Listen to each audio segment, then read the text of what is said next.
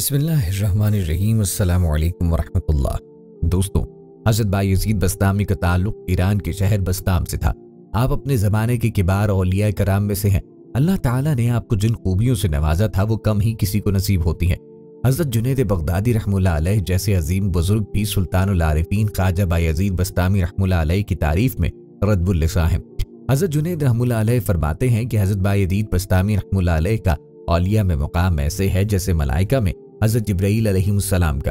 حضرت جنید بغدادی رحمہ اللہ علیہ نے یہ بھی فرمایا کہ سالکان راہ توحید کی انتہا حضرت بایزید بسطامی رحمہ اللہ علیہ کی ابتدا ہے، کیونکہ ابتدائی مقام ہی میں لوگ حیران و سرگردہ ہو کے رہ جاتے ہیں۔ آپ کی ولادت باسعادت 136 ہجری میں ایران کے صوبے خراساں کے شہر بسطام میں ہوئی اور آپ رحمہ اللہ علیہ اسی نسبت سے بسطامی کہلاتے ہیں۔ آپ کے والد ماجد کا نام عیسیٰ بن سروشان بن آدم تھا، جو بسطام شہر کے جلیل القدر بزرگوں میں شمار ہوتے۔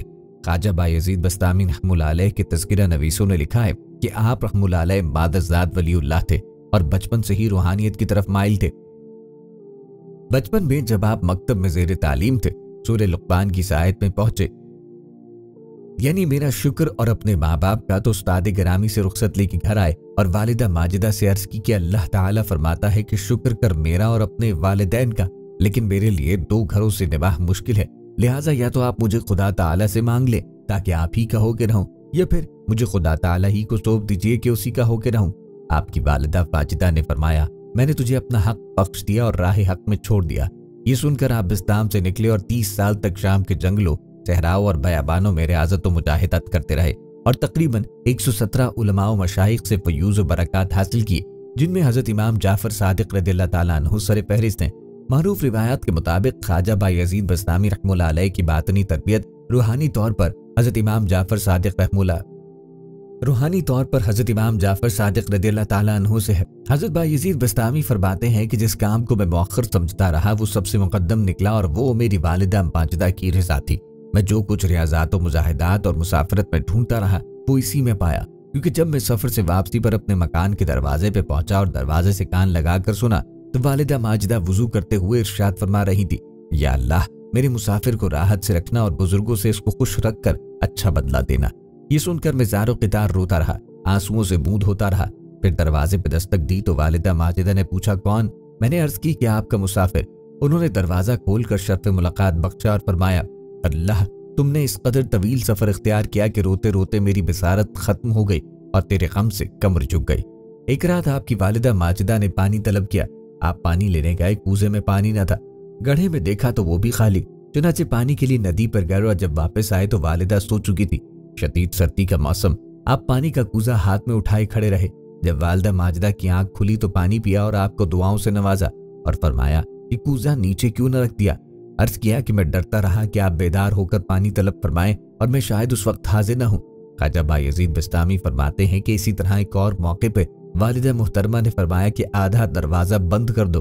میں صبح تک ہی سوچتا رہا کہ کون سا آدھا بند کروں، دائیں طرف کا یا بائیں طرف کا، تاکہ والدہ صاحبہ کے حکم کے خلاف نہ ہو۔ صبح کے وقت مجھے وہ سب کچھ مل گیا جس کو میں ڈھونڈتا تھا۔ پھر آپ کو وہ مقام حاصل ہوا کہ حضرت جنید بغدادی قدس سرہ العزیز جیسے اکابر بھی پکار اٹھے کہ بایزید ہماری جماعت میں ایسے ہیں جیسے کہ فرشتوں میں حضرت جبرائیل امی، اور دیگر سالکین کے میدان کی انتہا بایزید رحمہ اللہ علیہ کے میدان کی ابتدا ہے۔ حضرت بایزید بسطامی رحمہ اللہ علیہ جب نماز پڑھتے تو اللہ تعالیٰ کے خوف اور شریعت مطہرہ کی تعظیم کے سبب آپ کے سینے کی ہڈیوں سے چڑچڑاہٹ کی آواز نکلتی جو لوگوں کو سنائی دیتی۔ ایک روز آپ ایک امام کے پیچھے نماز پڑھ رہے تھے۔ جب نماز سے فارغ ہوئے تو امام صاحب نے آپ سے پوچھا، اے شیخ آپ کوئی کام کیوں نہیں کرتے اور نہ ہی کسی کے معاملے میں دست سوال دراز کرتے ہیں، اب کھاتے کہاں سے ہیں؟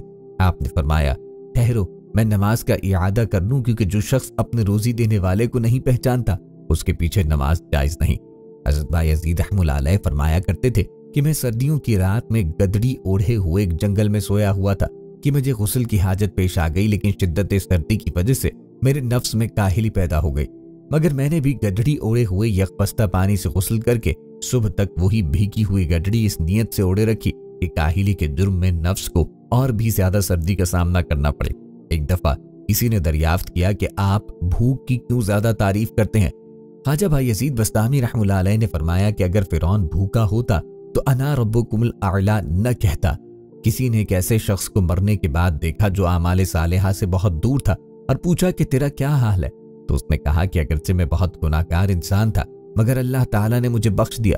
پوچھا گیا کہ کس وجہ سے بخشش ہوئی تو جواب ملا کہ ایک روز حضرت بایزید اپنے رب کے حضور دعا مانگ رہے تھے، میں نے ان کی دعا میں آمین کہا، لہٰذا ان کی دعا کی بدولت مجھے بھی بخش دیا گیا۔ ایک مرتبہ قبرستان سے واپس شہر تشریف لا رہے تھے کہ روسائی شہر کا ایک بگڑا ہوا نوجوان باجا بجاتا چلا آ رہا تھا۔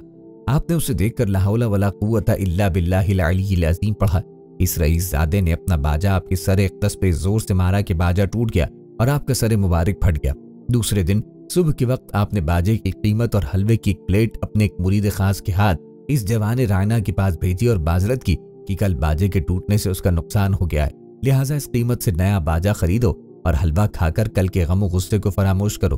اس نوجوان نے جب یہ معاملہ دیکھا تو زار و قطار روتا ہوا آپ کے قدموں سے لپٹ گیا، معذرت چاہی، توبہ کی اور پھر شرف بیعت سے مشرف ہو گیا۔ اس کے تمام ساتھی بھی بیعت ہو کر صراط مستقیم پہ گامزن ہوئے۔ حضرت بایزید بستامی رحمہ اللہ علیہ فرماتے ہیں کہ ایک شب فلک اول کے ملائکہ جمع ہو کر میرے پاس آئے اور کہنے لگے، ہم آپ رحمہ اللہ علیہ کے ہمراہ عبادت کرنا چاہتے ہیں۔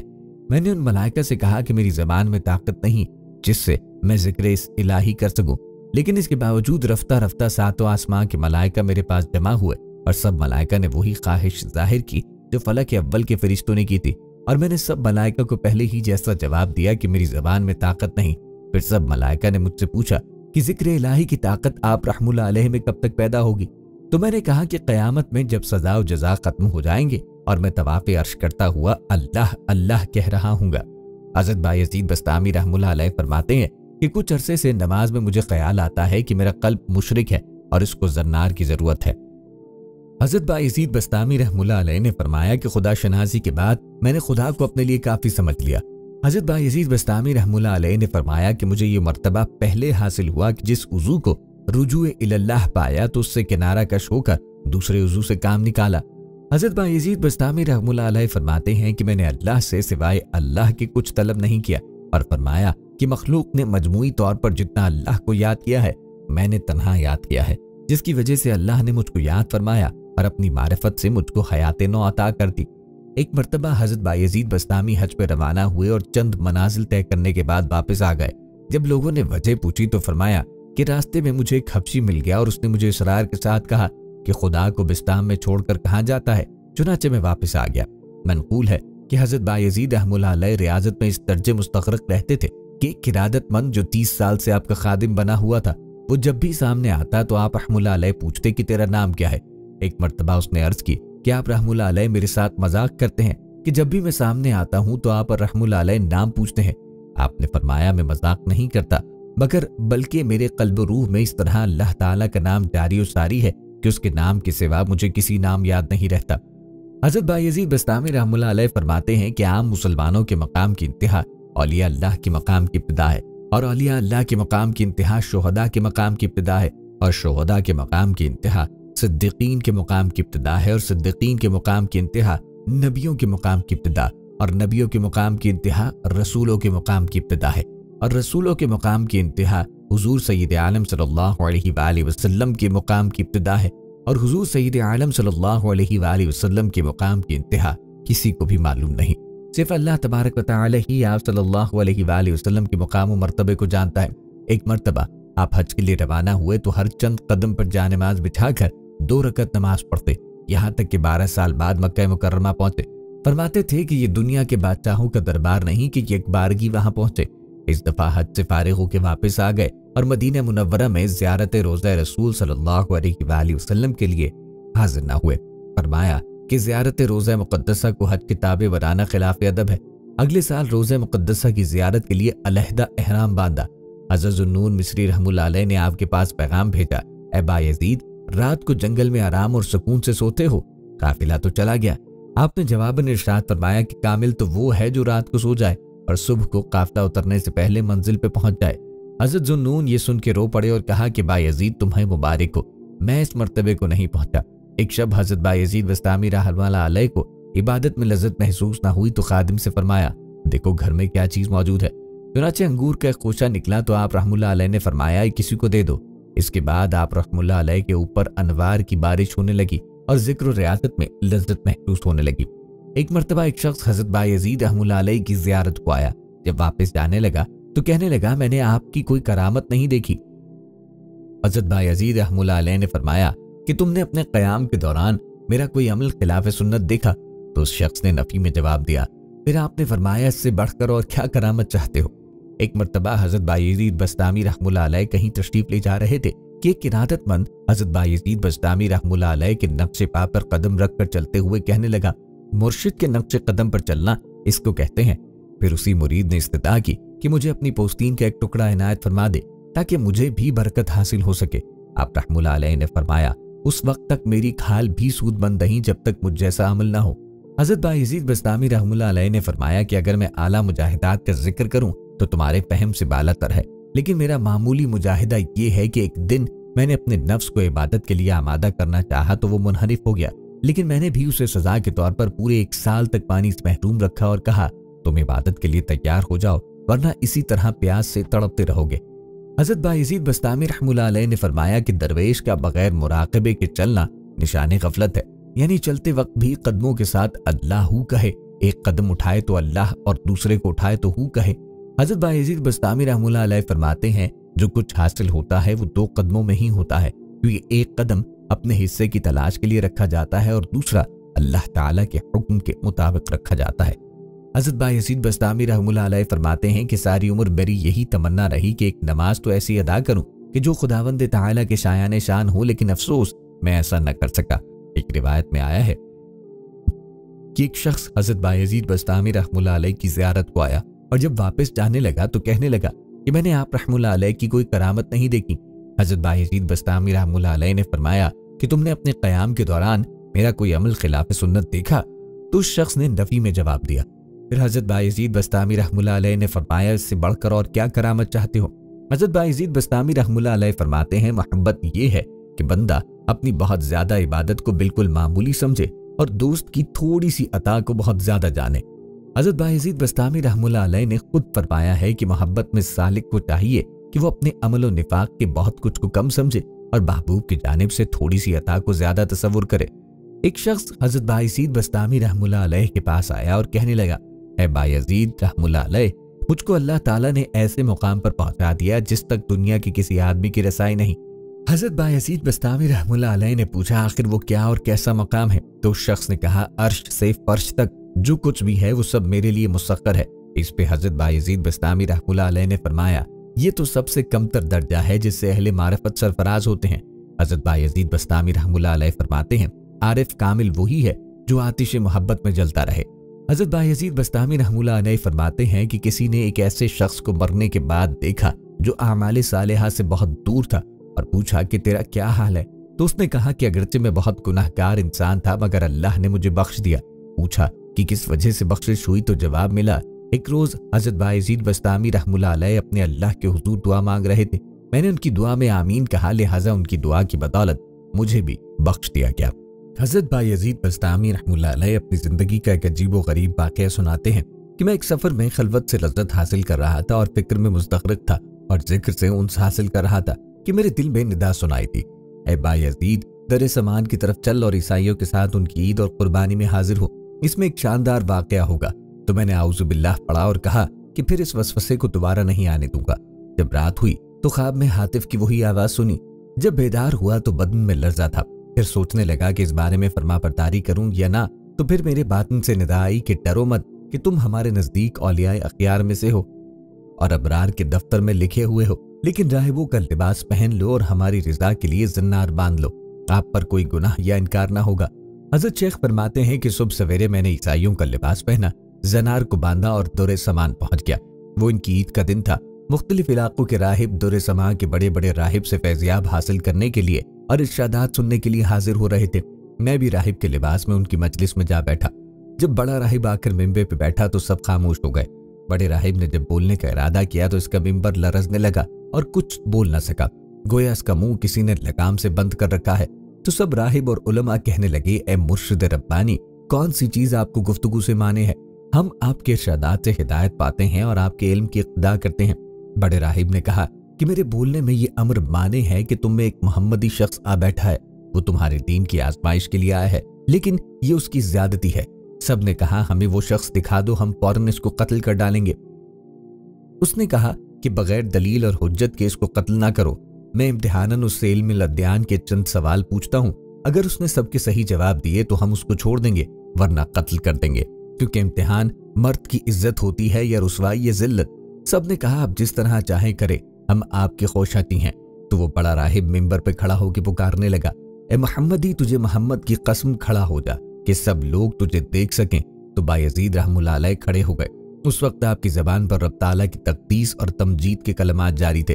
इस बड़े पादरी ने कहा, ए मोहम्मदी, मैं तुझसे चंद मसाइल पूछता हूँ, अगर तूने परे वजाहत से इन सब सवालों के जवाब बसवाब दिया तो हम तेरी इत्तबा करेंगे, वरना तुझे कत्ल कर देंगे। तो बायजीद रहमुल्लाह अलैह ने फरमाया कि तू माकूल या मनकूल जो चीज पूछना चाहता है पूछ, अल्लाह ताला तुम्हारे और हमारे दरमियान गवाह है। तो उस पादरी ने कहा, वो एक बात बताओ जिसका दूसरा ना हो, वो दो बताओ जिनका तीसरा ना हो, वो तीन जिनका चौथा ना हो, वो चार जिनका पांचवा ना हो, वो पांच जिनका छठा ना हो, वो छह जिनका सातवां ना हो, वो सात जिनका आठवां ना हो, वो नौ जिनका दसवां ना हो, वो 10 जिनका 11वां ना हो, वो 12 जिनका 13वां ना हो। वो कौम बताओ जो झूठी हो और बहिश्त में जाए, वो कौम बताओ जो सच्ची हो और दोज़ख में जाए। बताओ कि तुम्हारे जिस्म से कौन सी जगह तुम्हारे नाम की करारगाह है। अज़्ज़ारियात ज़रवाह का क्या है, अल-हामिलात बकरा क्या है, अल-जारियात यसरा क्या है, अल-मुक़स्सिमात अमरा क्या है। वो क्या है जो बेजान हो और सांस ले। हम तुझसे वो 14 पूछते हैं जिन्होंने रब्बुल आलमीन के साथ गुफ्तगू की, और वो कब्र पूछते हैं जो मकबूर को लेके चली हो, वो पानी जो न आसमान से नाजिल हुआ हो और न जमीन से निकला हो, और वो चार जो न बाप की पुश्त और न शिकम से पैदा हुए। पहला खून जो जमीन पर बहाया गया हो। वो चीज पूछते हैं जिसको अल्लाह ताला ने पैदा फरमाया हो और फिर उसको खरीद लिया हो। वो चीज जिसको अल्लाह ताला ने पैदा फरमाया फिर नापसंद फरमाया हो। वो चीज जिसको अल्लाह ने पैदा फरमाया हो और फिर उसकी अजमत बयान की हो। वो चीज जिसको अल्लाह ने पैदा फरमाया हो फिर खुद पूछा हो कि ये क्या है। वो कौन सी औरतें हैं जो दुनिया भर की औरतों से अफजल हैं, कौन से दरिया दुनिया भर के दरियाओं से अफजल हैं, कौन से पहाड़ दुनिया भर के पहाड़ों से अफजल हैं, कौन से जानवर सब जानवरों से अफजल है, कौन से माह अफजल हैं, कौन सी रातें अफजल हैं। ताम्मा क्या है। वो दरख्त बताओ जिसकी 12 टहनियां हैं और हर टहनी पर 30 पत्ते हैं और हर पत्ते पे 5 फूल हैं, 2 फूल धूप में और 3 फूल साए में। वो चीज बताओ जिसने बैतुल्लाह का हज और तवाफ किया हो, न उसमें जान हो और न उस पे हज फर्ज हो। कितने नबी अल्लाह ने पैदा फरमाए और इनमें से रसूल कितने हैं और गैर रसूल कितने। वो 4 चीजें बताओ जिनका मजा और रंग अपना हो और सबकी जड़ एक हो। नकीर क्या है और कतमीर क्या और कतील क्या है और सब्दुलब क्या है, तम वरम क्या है। हमें ये बताओ कि कुत्ता भौंकते वक्त क्या कहता है, गधा हींगते वक्त क्या कहता है और बैल डकारते वक्त क्या कहता है। बैल डकारते वक्त क्या कहता है, घोड़ा हिनहिनाते वक्त क्या कहता है, ऊंट बिलबिलाते वक्त क्या कहता है, मोर चहचहाते वक्त क्या कहता है, बुलबुल कूकते वक्त क्या कहती है, मेंढक टरटराते वक्त क्या कहता है, जब नाकूस बचता है तो क्या कहता है। वो कौम बताओ जिन पर अल्लाह ने वही भेजी हो और न इंसान हो और न जिन और न फरिश्ते। ये बताओ कि जब दिन होता है तो रात कहाँ चली जाती है और जब रात होती है तो दिन कहाँ चला जाता है। तो हजरत बायजीद बस्तामी ने फरमाया कि कोई और सवाल हो तो बताओ। वो पादरी बोला कि कोई और सवाल नहीं। आपने फरमाया अगर मैं इन सब सवालों का शाफी जवाब दूं तो तुम अल्लाह और उसके रसूल सल्लल्लाहु अलैहि वसल्लम पर ईमान लाओगे। सबने कहा हाँ। फिर आपने कहा ए अल्लाह तू इनकी इस बात का गवाह है। फिर फरमाया तुम्हारा सवाल कि ऐसा एक बताओ जिसका दूसरा ना हो। वो अल्लाह ताला वाहिद क़हार है, और वो 2 जिनका तीसरा ना हो वो रात और दिन है, और वो 3 जिनका चौथा न हो वो अर्श और कुर्सी और कलम है, और वो 4 जिनका 5वां न हो वो 4 बड़ी आसमानी किताबें तौरात, इंजील, ज़ुबूर और कुरान मुक़द्दस हैं, और वो 5 जिनका छठा न हो वो 5 फर्ज नमाजें हैं, और वो 6 जिनका 7वां न हो वो 6 दिन हैं जिनमें अल्लाह ताला ने आसमान और ज़मीन को पैदा फरमाया, और वो 7 जिनका 8वां न हो वो 7 आसमान है, और वो 8 जिनका 9वां न हो वो अर्श बरी को उठाने वाले 8 फरिश्ते हैं, और वो 9 जिनका 10वां न हो वो बनी इसराइल के 9 फसादी शख्स थे, और वो 10 जिनका 11वां न हो वो मतमता पर 10 रोजे फर्ज हैं जब इसको कुर्बानी की ताकत न हो, और वो 11 जिनका 12वां न हो वो यूसुफ अलैहिस्सलाम के भाई हैं। 11 हैं, इनका 12वां भाई नहीं। और वो 12 जिनका 13वां न हो वो माह की गिनती है, और वो 13 जिनका 14वां न हो वो यूसुफ अलैहिस्सलाम का ख्वाब है, और वो झूठी कौम जो बहिश्त में जाएगी वो यूसुफ अलैहिस्सलाम के भाई हैं कि अल्लाह ताला ने उनकी खता माफ फरमा दी, और वो सच्ची कौम जो दोज़ख में जाएगी वो यहूद व नसारा की कौम है। तो उनमें से हर एक दूसरे के दीन को लासी बताने में सच्चा है, लेकिन दोनों दोज़ख में जाएं और वो सच्ची कौम जो दोज़ख में जाएगी। और तुमने जो सवाल किया है तेरा नाम तेरे जिस्म में कहाँ रहता है, तो तेरा जवाब ये है कि मेरे कान मेरे नाम के रहने की जगह है। और अज़्ज़ारियात ज़रवा 4 हवाएं हैं, मशरिकी, गरबी, जुनूबी, शुमाली। और अलहामिलात वक़रा बादल हैं, और अलजारियात युसरा समंदर में चलने वाली कश्तियां हैं। और अलमुक़स्सिमात अमरा वो फरिश्ते हैं जो 15 शाबान से दूसरे 15 शाबान तक लोगों का रिस्क तकसीम करते हैं। और वो 14 जिन्होंने रब ताला के साथ गुफ्तगू की वो 7 आसमान और 7 ज़मीनें हैं। और वो कब्र जो मकबूर को लेकर चली हो वो यूनुस अलैहिस्सलाम को निगलने वाली मछली है, और बगैर रूह के सांस लेने वाली चीज़ सुबह है। और वो पानी जो न आसमान से उतरा हो न ज़मीन से निकला हो वो पानी है जो घोड़ों का पसीना बिल्कीस ने आजमाइश के लिए हज़रत सुलेमान अलैहिस्सलाम के पास भेजा था। और वो 4 जो किसी बाप की पुश्त से हैं और न शिकम मादर से, वो इस्माइल अलैहिस्सलाम की बजाय ज़िबा होने वाला दुम्बा और सालेह अलैहिस्सलाम की ऊँटनी और आदम अलैहिस्सलाम और हज़रत हव्वा हैं। पर पहला खून नाहक जो ज़मीन पर बहाया गया वो आदम अलैहिस्सलाम के बेटे हाबील का खून है जिसे भाई काबिल ने कत्ल किया था। और वो चीज़ जो अल्लाह ने पैदा फरमाई फिर उसे खरीद लिया वो मोमिन की जान है। और वो चीज़ जो अल्लाह ने पैदा फरमाई फिर उसे नापसंद फरमाया हो वो गधे की आवाज़ है। और वो चीज़ जो अल्लाह ने पैदा फरमाई हो फिर उसे बुरा कहा हो वो औरतों का मकर है। और वो चीज़ जो अल्लाह ने पैदा फरमाई हो फिर पूछा हो कि ये क्या है वो मूसा अलैहिस्सलाम का आसा है। और ये सवाल कि कौन सी औरतें दुनिया भर की औरतों से अफजल है वो उम्मुल बशर हज़रत हव्वा और हज़रत खदीजा और हज़रत आयशा और हज़रत आसिया और हज़रत मरियम हैं रज़ियल्लाहु ताला अन्हुम अजमाइन। बाकी रहा अफजल दरिया वो सेहौन, जैजौन, दजला, फुरात और नीले मिस्र है। और सब पहाड़ों से अफजल कोहे तूर है, और सब जानवरों से अफजल घोड़ा है, और सब महीनों से अफजल महीना रमदान, और सब रातों में अफजल रात लैलतुल क़द्र है। और तुमने पूछा है कि क़यामा क्या है, वो क़यामत का दिन है। और ऐसा दरख्त जिसकी 12 टहनियां हैं और हर टहनी के 30 पत्ते हैं और हर पत्ते पे 5 फूल, जिनमें से 2 फूल धूप में और 3 साए में, तो वो दरख्त साल है। 12 टहनियां इसके 12 माह और 30 पत्ते हर माह के दिन, और हर पत्ते पे 5 फूल। रोज की 5 नमाजें, 2 नमाजें ज़ोहर और असर आफ्ताब की रोशनी में पढ़ी जाती हैं और बाकी 3 अंधेरे में। और वो चीज़ जो बेजान हो और हज उस पे फर्ज ना हो फिर उसने हज किया हो और बैतुल्लाह का तवाफ किया हो वो नूह अलैहिस्सलाम की कश्ती है। तुमने नबियों की तादाद पूछी है फिर रसूल और गैर रसूल की, तो कुल नबी 1,24,000, इनमें से 313 रसूल और बाकी गैर रसूल। तुमने वो 4 चीजें पूछी हैं जिनका रंग व जायका मुख्तलिफ, हालांकि जड़ एक। वो आंखें, नाक, मुंह और कान कि मगज, सर इन सब की जड़ है। आंखों का पानी नमकीन और मुंह का पानी मीठा और नाक का पानी तुर्श और कानों का पानी कड़वा। तुमने नकीर, कतमीर, पतील, सब्दुलब्द, तम, वरम के मायने दरियाफ्त किए। खजूर की गुठली की पुष्ट पर जो नुत्फा होता है उसको नकीर कहते हैं, और गुठली पर जो बारीक छिलका होता है उसको कतमीर कहते हैं, और गुठली के अंदर जो सफेदी होती है उसे फतील कहते हैं। सब्दुलब्द भेड़ बकरी के बालों को कहा जाता है। हज़रत आदम अलैहिस्सलाम की आफरीनश से पहले की मखलूक़ात को तमवरम कहा जाता है। और गधा हींगते वक्त शैतान को देख रहा होता है और कहता है लाअनल्लाहुल अशार, और कुत्ता भौंकते वक्त कहता है वैलुल लिल अहलुन नारी मिन ग़ज़बिल जब्बार, और बैल कहता है सुब्हानल्लाहि व बिहम्दि। घोड़ा कहता है सुब्हान हाफिज़ी इज़ा तलक़तुल अबतालु वश्तअलत अर्रिजालु बिर्रजाल, और ऊँट कहता है हस्बी अल्लाहु व कफ़ा बिल्लाहि वकीला। और मोर कहता है अर्रहमानु अलल अर्शि इस्तवा, और मोर कहता है अर्रहमानु अलल अर्शि इस्तवा। और बुलबुल कहता है सुब्हानल्लाहि हैनु तमस्सूना व हैना तुस्बिहून। और मेंढक अपनी तस्बीह में कहता है सुब्हानल मअबूदु फिल बरारी वल ग़फ़्फ़ारी सुब्हानल मलिकिल जब्बार। और नाक़ूस जब बचता है तो कहता है सुब्हानल्लाहु हक़्क़ा हक़्क़ा उन्ज़ुर या इब्न आदमू फ़ी हाज़िहि दुनिया ग़ुरबा व शर्क़ा मा तरा फ़ीहा अहदा यबक़ा। और तुमने वो कौम पूछी है जिन पर वही आई, हालांकि वो ना इंसान है, ना फरिश्ते और ना जिन, वो शहद की मक्खियां हैं। तुमने पूछा है कि जब रात होती है तो दिन कहाँ जाता है और जब दिन होता है तो रात कहाँ होती है। इसका जवाब है कि जब दिन होता है तो रात अल्लाह ताला के कामिज़ इल्म में चली जाती है और जब रात होती है तो दिन अल्लाह ताला के कामिज़ इल्म में चला जाता है।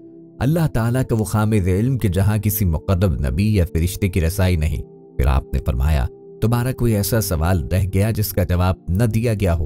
उन्होंने कहा, नहीं, सब सवालों के सही जवाब दिए हैं। तो आपने उस बड़े पादरी से फरमाया कि मैं तुमसे सिर्फ एक बात पूछता हूँ, उसका जवाब दो। वो ये है कि आसमानों की कुंजी और बहिश्त की कुंजी कौन सी चीज है? तो वो पादरी सर पकड़कर सर बगरेबा होकर खामोश हो गया। सब पादरी उससे कहने लगे कि इस शेख ने तुम्हारे इस कदर सवालों के जवाब दिए, लेकिन आप इसके एक सवाल के जवाब भी नहीं दे सकते। वो बोला कि जवाब मुझे आता है, अगर वो जवाब मैं बताऊं तो तुम लोग मेरी मुवाफिकत न करोगे। सब ने बैक ज़बां होकर कहा कि आप हमारे पेशवा हैं, हम हर हालत में आपकी मुवाफिकत करेंगे। तो बड़े पादरी ने कहा, आसमानों की कुंजी और बहिश्त की कुंजी ला इलाहा इल्लल्लाहु मुहम्मदुर रसूलुल्लाह है। तो सब कलिमा पढ़ के मुसलमान हो गए और अपने अपने जन्नार वहीं तोड़ डाले। गैब से निदा आई, ए बायजीद, हमने तुझे एक जन्नार पहनने का हुक्म इसलिए दिया था कि इनके 500 जन्नार तोड़वाओ। हज़रत बायजीद बस्तामी रहमुल्लाह अलैह एक मर्तबा जिक्र के दौरान रूहानी अंदाज में आसमानों पे पहुंचे तो फरिश्तों की तस्बीह सुनी जिसकी नूरानी शुआएं दूर तक गईं। मगर जिस वक्त हज़रत बायजीद बस्तामी रहमुल्लाह अलैह ने तस्बीह की तो उसके नूर से तमाम आसमान जगमगा उठा और हज़रत बायजीद बस्तामी रहमुल्लाह अलैह की एक तस्बीह तमाम फरिश्तों की तस्बीह पे गालिब आ गई। हज़रत बायजीद बस्तामी रहमुल्लाह अलैह ने फरमाया कि मुझ पर उस वक्त तक अल्लाह ताला के कुर्ब का दरवाज़ा नहीं खुला जब तक नींद का दरवाज़ा बंद न हुआ। हज़रत बायजीद बस्तामी रहमुल्लाह अलैह ने फरमाया कि मैंने 30 साल मुजाहिदात में गुजारे और इस अरसे में किसी चीज़ को अपने ऊपर ऐसा सख्त न पाया जैसा कि इल्म और उस पर अमल को। हज़रत बायजीद बस्तामी रहमुल्लाह अलैह से दरियाफ्त किया गया कि आपने मारिफत कैसे हासिल की? तो हज़रत बायजीद बस्तामी रहमुल्लाह अलैह ने जवाब दिया कि भूखे पेट और नंगे बदन से। हज़रत बायजीद बस्तामी रहमुल्लाह अलैह एक रोज़ एक इमाम के पीछे नमाज अदा कर रहे थे। जब नमाज से फारिग हुए तो इमाम ने हज़रत बायजीद बस्तामी रहमुल्लाह अलैह से पूछा कि एक शख्स आप रहमुल्लाह अलैह कोई कसब यानी काम काज क्यों नहीं करते, ना ही किसी से सवाल करते हैं, तो आप रहमुल्लाह अलैह खाते कहाँ से हैं? आप रहमुल्लाह अलैह ने फरमाया, ठहरो, मैं नमाज का इआदा करूं, क्योंकि जो शख्स रोजी देने वाले को नहीं जानता तो उसके पीछे अदा करना नमाज जायज नहीं। हज़रत बायजीद बस्तामी रहमुल्लाह अलैह से लोगों ने पूछा कि अमीर कौन होता है? आप रहमुल्लाह अलैह ने जवाब दिया, अमीर वो होता है जिसके पास कोई इख्तियार ना हो, अल्लाह ताला का इख्तियार उसका इख्तियार हो। आप रहमुल्लाह अलैह हज पे रवाना हुए और चंद मनाजिल तय करने के बाद वापस आ गए। जब लोगों ने वजह पूछी तो फरमाया कि रास्ते में मुझे एक हबशी मिल गया और उसने मुझे इसरार के साथ कहा कि अल्लाह को बिस्ताम में छोड़ के कहाँ जाता है, चुनाचे में वापस आ गया। आप रहमुल्लाह अलैह मस्जिद में दाखिले से कबल दरवाजे में खड़े होकर गिरिया उजारी करते थे और जब वजह दरियाफ्त की जाती तो फरमाते कि मैं खुद को हाइदा औरत की तरह नजिस तसव्वुर करके रोता हूँ कि कहीं मेरे दाखिले से मस्जिद नाहिस ना हो जाए। आप रहमुल्लाह अलैह फरमाते हैं कि औरतें मुझसे इसलिए अफजल हैं कि वो माहवारी के बाद गुस्ल करके पाक व साफ हो जाती हैं, लेकिन मेरी तमाम उम्र गुस्ल करते बीत गई मगर पाकी हासिल न हो सकी। हज़रत बायजीद बस्तामी रहमुल्लाह अलैह फरमाते हैं कि जिस काम को मैं सबसे मौखर समझता था वो सबसे मुक़द्दम निकला और वो वालिदा की रज़ा थी। फरमाते हैं कि ए अल्लाह, गो मैंने अपने नज़दीक बहुत ही नेक काम अंजाम दिए, लेकिन वो तेरी बारगाह में कबूलियत के हरगिज़ कायल नहीं, लिहाजा उनको नज़रअंदाज फरमा कर सिर्फ अपने रहम करम से मेरी मग़फ़िरत फरमा दे। मुनाजाते हज़रत बायजीद बस्तामी रहमुल्लाह अलैह फरमाते हैं कि ए अल्लाह, न तुझे किसी सबब की हाजत और न कबूलियत के लिए किसी इबादत की, न तेरे यहाँ की रस्म है कि कसरत गुनाह की बिना पर गुनाहकारों को किसी तरह माफ़ ही न करेगा। तुझे कुल्ली इख्तियार है कि जिसे चाहे माफ़ करके अपने कुर्ब से नवाजे। आप रहमुल्लाह अलैह फरमाते हैं कि ए अल्लाह, मेरा शुमार तो उन आतिश परस्तों में कर ले जो 70 साल आतिश परस्ती में मुब्तला रहे और आखिरी उम्र में सहराए गुमराही से निकाल कर वादी हिदायत में पहुंचे और इस्लाम में शामिल होकर इनमें तेरा नाम लेने का ज़ौक़ पैदा हो गया। हज़रत बायजीद बस्तामी फरमाते हैं मनाजात में कि ए अल्लाह, मैं अपनी इबादत और रियाजत पे नाज़ा नहीं, बल्कि ये बात काबिल फ़ख्र है कि तूने अपने अहकामात की बजावरी के लिए क़ुव्वत व ताकत अता करके गलती बुजुर्गी से सरफराज फरमाया। ए अल्लाह, क़ल्ब के लिए बेहतरीन शय तेरा लिहाम है और गैब की राहों में सबसे अफजल तेरा नूर है और सबसे उम्दा हालत वो हालत जिसका इंकिशाफ मखलूक के लिए दुश्वार रहे। ए अल्लाह, तेरे ही फजल ने मुझे तुझसे रोशनास किया और मैं तुझ पर नाज करता हूँ। ए अल्लाह, मैं इल्म ज़ुहद नहीं चाहता, अपने रमूज मुझ पे आश्कार फरमा। मुझे कुर्ब खुदाबंदी तो हासिल हुआ, लेकिन इसके महबूब के कुर्ब तक रसाई हासिल न हो सकी, क्योंकि ये अमर वाक़ई है कि अल्लाह ताला तो हर बंदे के हमरा और करीब है और हर बंदा अपने मयार के मुताबिक इसका मुशाहिदा कर सकता है। लेकिन हुजूर नबी करीम अलैहिस्सलाम की ज़ियारत उस वक्त तक नसीब नहीं हो सकती है जब ला इलाह की मंजिल से गुजर जाए। हज़रत बायज़ीद फरमाते हैं कि विलायत की इंतहा नबूवत की इब्तिदा हुआ करती है, लेकिन नबूवत की कोई इंतहा नहीं। फरमाते हैं कि लोग मुझे अपने जैसा ख्याल करते हैं, हाँ कि आलिम गैब में मेरे औसाफ का मुशाहिदा करें तो मर जाएं, क्योंकि अल्लाह मखलूक के भेदों से खूब वाकिफ़ है और हर एक के भेद की तरफ नज़र फरमा कर कहता है कि मैं इसको अपनी मोहब्बत से खाली पाता हूँ, लिहाजा बायज़ीद के भेद को अपनी मोहब्बत में गर्क देखता हूँ। फरमाते हैं कि मगरूर को कभी मारिफत हासिल नहीं हो सकती। हज़रत अहमद खुज़रवी रहमतुल्लाह अलैह ने हज़रत बायज़ीद बस्तामी से कहा कि मुझे अभी तक मकाम निहायत तक रसाई हासिल नहीं हो सकती। हज़रत बायज़ीद ने फरमाया कि तुम इज्जत की इंतहा हासिल करने की फिक्र में हो और वो बारी तआला की सिफत है जिसको मखलूक हासिल कर ही नहीं सकती। हज़रत बायज़ीद बस्तामी रहमतुल्लाह अलैह फरमाते हैं कि जब मखलूक से किनारा कश होकर अपने अय्यूब पर नज़र पड़ने लगे तो उसी वक्त कुर्ब इलाही हासिल करना है। हज़रत बायज़ीद बस्तामी रहमतुल्लाह अलैह फरमाते हैं जो मखलूक की अज़ियत रसाई को बर्दाश्त करता है वो मखलूक से कंधा पेशानी से पेश आता है और वो खुदा के बहुत नज़दीक है। फरमाते हैं हज़रत बायज़ीद बस्तामी रहमतुल्लाह अलैह ने कहा कि भूख एक ऐसा अब्र है जिससे रहमत की बारिश होती है। आप रहमतुल्लाह अलैह फरमाते हैं कि खुद को अपने मर्तबे के मुताबिक ही जाहिर करना चाहिए, या जिस कदर खुद का जाहिर करता है वो मर्तबा हासिल करना चाहिए। एक मर्तबा जब आपको शहर बस्ताम से निकाल दिया गया तो आपने वजह दरियाफ्त की। लोगों ने जवाब दिया तुम अच्छे आदमी नहीं इसलिए तुमको शहर से निकाला गया। आपने फरमाया कि कितना अच्छा है वो शहर जिसका बुरा आदमी मैं हूँ। एक बार लोगों ने आपसे अर्ज की कि बस्ती में एक बदकार औरत ने डेरा लगाया है और तवाइफ बनकर लोगों को गुमराह करने लगी है। आप रहमतुल्लाह अलैह तक खबर पहुंची तो जानमाज उठाकर उस बदकार खातून के दरवाजे के सामने बिछाया और इबादत में मसरूफ हो गए। सारा दिन गुजर गया, शाम हुई। शहर के लोग बदकार खातून के दरवाजे पे आते और वहां बायज़ीद बस्तामी को इबादत में मुस्तगरक देखकर हैरत और शर्म से वापस चले जाते। शाम ढली और खातून हैरान हुई कि आज कोई गाहक नहीं आया। उसने दरवाजा खोला, बाहर हज़रत यज़ीद बस्तामी बैठे थे। खातून ने गुस्से से कहा बाबा मेरा धंधा क्यों खराब कर रहे हो, जाओ अपना काम करो। हज़रत बायज़ीद रहमतुल्लाह अलैह ने पूछा तेरा क्या धंधा है? औरत बोली गाहक मुझे कीमत देता है, फिर उसकी जो मर्जी हो मैं वो करती हूँ। हज़रत बायज़ीद रहमतुल्लाह अलैह ने तस्दीकी अंदाज में पूछा क्या मैं भी तुम्हें कीमत दे दूं तो जो मैं कहूँगा वो करोगी? औरत ने हाँ कर दी। हज़रत बायज़ीद ने कीमत पूछी, कीमत अदा की और मुसल्ले उठाकर खातून के घर चले गए। बोले अब जबकि तुमने कीमत वसूल कर ली है तो चलो अब गुस्ल करके पाक साफ कपड़े पहन के आओ। औरत ने हुक्म की तामील की। बायज़ीद बस्तामी ने मुसल्ला बिछाया और फरमाया अब अल्लाह के हुजूर इबादत के लिए खड़ी हो जाओ। जब खातून खड़ी हो गई तो हज़रत बायज़ीद बस्तामी ने सजदे में गिरकर अल्लाह से अर्ज की अल्लाह करीम इसे यहाँ तक लाना मेरा काम था, अब इसका दिल बदलना तेरा काम है। हज़रत बायज़ीद बस्तामी की सवाने में दर्ज है कि वो औरत तौबा के बाद अपने दौर की इंतहाई नेक व पारसा खातून बन गई। दोस्तों यहाँ आपको ये भी बताते चलें कि विलायत की दलील फ़कत एक है और वो सैयदुल अव्वलीन वल आखिरीन सल्लल्लाहु अलैहि वसल्लम की गुलामी में है। जो जितना उनकी मुतबर्रक व मुताहिर सुन्नत के करीब हुआ वो बड़ा वली हुआ, जो जितना उनकी ज़ात और उनकी मुतबर्रक मुताहिर सुन्नत में फना हुआ वो उतना ही मुक़र्रब बारगाह इलाही हुआ। ऐ पैगम्बर कह दो अगर तुम अल्लाह की मोहब्बत रखते हो तो मेरी ताबेदारी करो ताकि तुमसे अल्लाह मोहब्बत करे और तुम्हारे गुनाह बख्श दे, और अल्लाह बख्शने वाला मेहरबान है। दोस्तों याद रखें कि कशफ विलायत की कोई कसौटी नहीं, खर्क आदत बात का ज़हूर विलायत की दलील नहीं, तसर्रुफ व तस्खीर विलायत की दलील नहीं, हत्ता कि दुआ की कबूलियत भी विलायत की तजलील में। आप इस बात को पल्ले बांध लें कि विलायत और कुर्ब इलाही की तमाम दर्जात अल्लाह और उसके रसूल सल्लल्लाहु अलैहि वसल्लम की इताअत ही से हासिल होते हैं, और जो शख्स अल्लाह और उसके रसूल का मर्तबा फरमाबरदार हुआ तो वो इनके साथ बैठे हुए होंगे जिन पर अल्लाह ने इनाम किया, और वो नबी और सादिक और शुहदा और सालेह हैं, और ये रफ़ीक कैसे अच्छे हैं।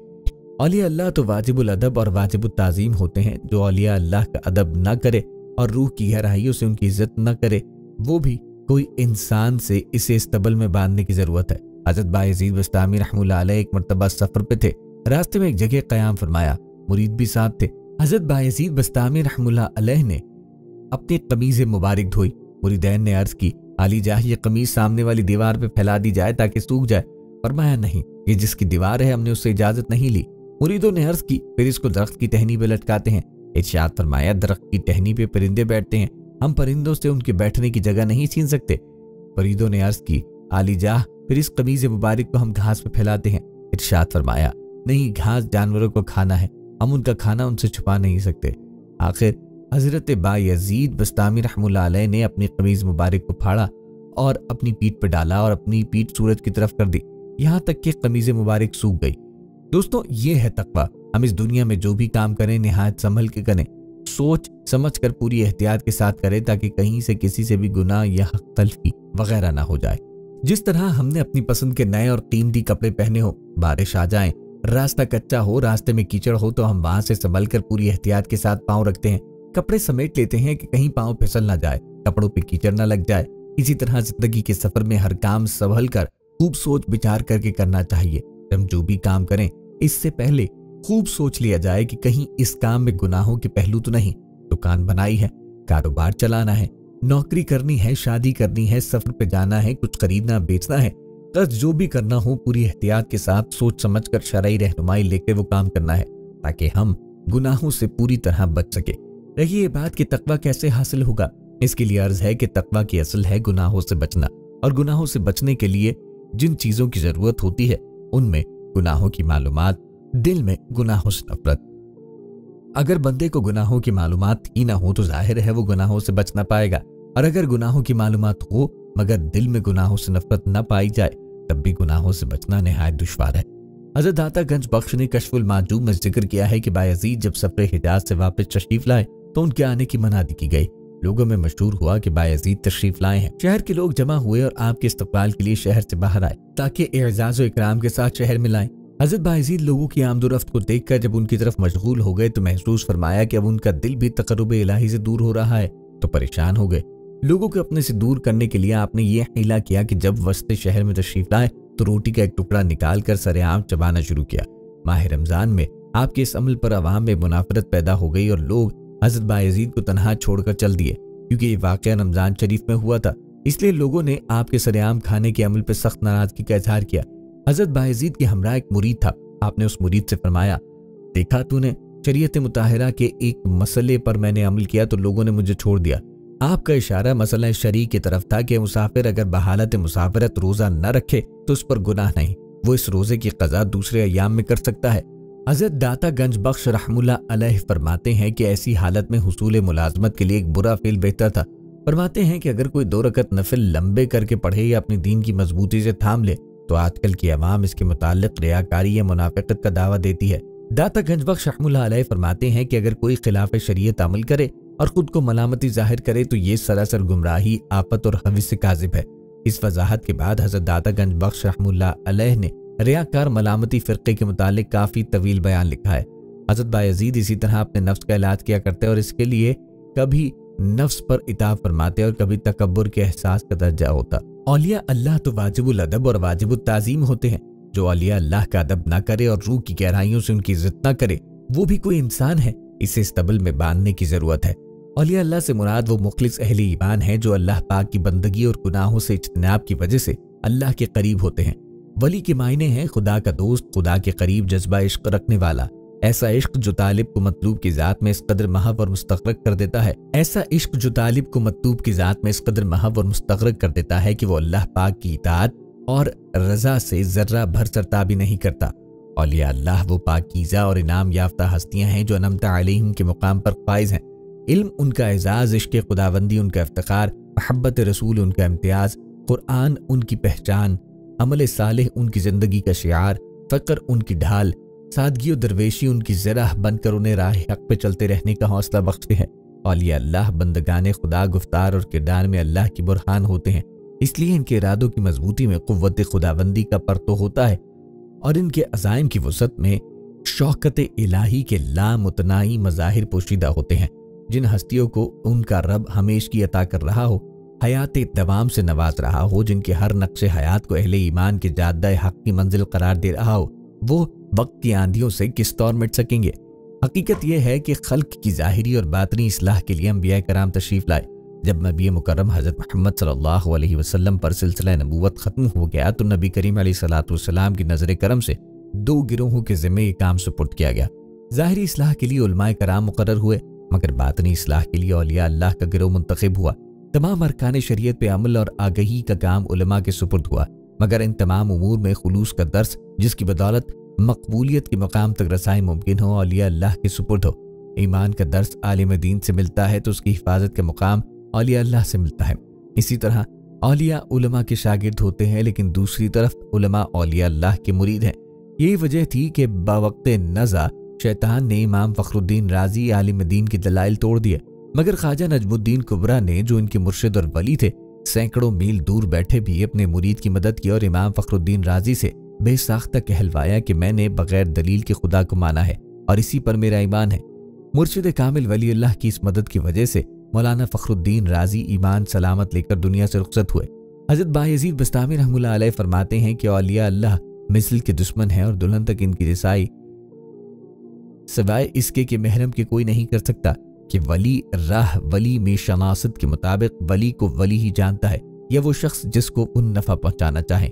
شیخ ابو العباس کے مطابق خدا کا پہچاننا آسان ہے مگر ولی کا پہچاننا مشکل ہے، کیونکہ خدا اپنی ذات اور صفات میں مخلوق سے ممتاز ہے اور ہر مخلوق اس پر گواہ ہے، مگر ولی شکل و صورت میں اپنے اور اپنے افعال میں عام مسلمانوں کی طرح ہیں۔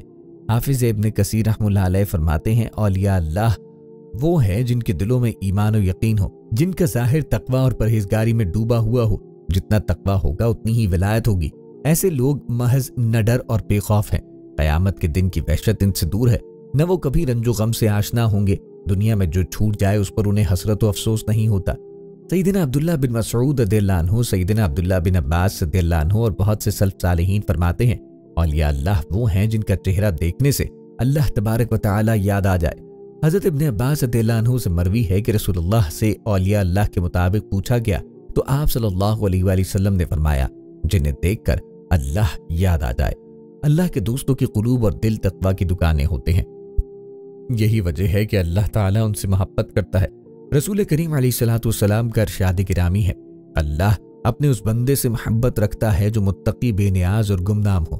اللہ پاک اپنے اولیاء کرام سے محبت کرتا ہے اور پھر اہل زمین کے دلوں میں بھی ان کی محبت ڈال دیتا ہے۔